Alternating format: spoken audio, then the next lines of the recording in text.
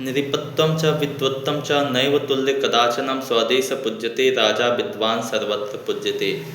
एक राजा और एक विद्वान ब्राह्मण की तुलना कभी भी एक साथ नहीं की जा सकती है।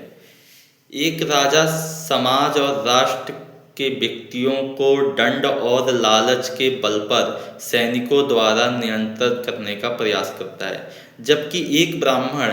अपने विद्या बल और पुरुषार्थ से समाज में संस्कृति, सभ्यता और परंपरा का निर्माण करता है। जिन संस्कृति परंपराओं के बल पर कोई भी राष्ट्र जीवित होता है, कोई भी समाज सुचारू रूप से चलता है, आज उन्हीं ब्राह्मणों का देन है कि किसी भी राजा को किसी के घरों में, परिवारों में, गलियों में, समाजों में, जगह जगह पे, कदम कदम पे पुलिस नहीं लगानी पड़ती है। वैसे पुलिस की आवश्यकता तो है, अब पुलिस लगाते भी हैं, लेकिन वो ब्राह्मणों का देन है कि आज गलियों में, सड़कों पे, चौराहे पे, कदम कदम पे पुलिस नहीं लगाने पड़ते। ये ब्राह्मणों का पुरुषार्थ का परिणाम है कि आज समाज स्वयं ही अच्छे से चल रहा है, और ये काम जितना अच्छा से ब्राह्मण करता है, समाज उतना ही अच्छा होता है। इसलिए आदरणीय प्रधानमंत्री जी को एक बार पुनः विचार करना चाहिए कि जिन कानूनों के द्वारा आप यूजीसी में, यूनिवर्सिटियों में, नौकरियों में, विश्वविद्यालयों में आप इन ब्राह्मणों को दंडित करने का, उनका अपमानित करने का जो प्रयास कर रहे हैं या किया जा रहा है, उन पर पुनः विचार करके उन्हें वापस लिया जाए, उन कानूनों को हटाया जाए।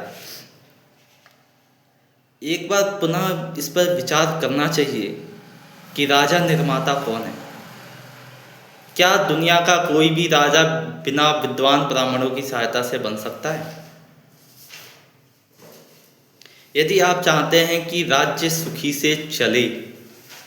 सत्ता अच्छे से चले, समाज का भला हो, तो आपको इस कानून को वापस लेना ही पड़ेगा। नहीं तो इस बात को भी याद रखना चाहिए कि 1,96,08,53,126 वर्ष की परंपरा में महर्षि अग्नि, वायु, आदित्य, अंगिरा,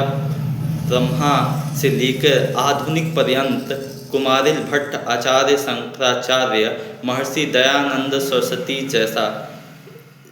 एक भी ब्राह्मण इस धरती पर जीवित है, तो अन्याय से शासन करने वाला एक भी राजा लंबे समय तक राज्य संचालन नहीं कर सकता। मैं इतनी सी बात कहूँगा कि एक बार फिर से पुनः विचार होना चाहिए कि जो भी यूनिवर्सिटियों में, कॉलेजों में एडमिशन प्रोसेस को लेके, कैंपस के नियमों को लेके जो सवर्णों को टारगेट किया जा रहा है, जो ब्राह्मणों को टारगेट किया जा रहा है, इस पर पुनः विचार करके इस कानून को वापस लिया जाए।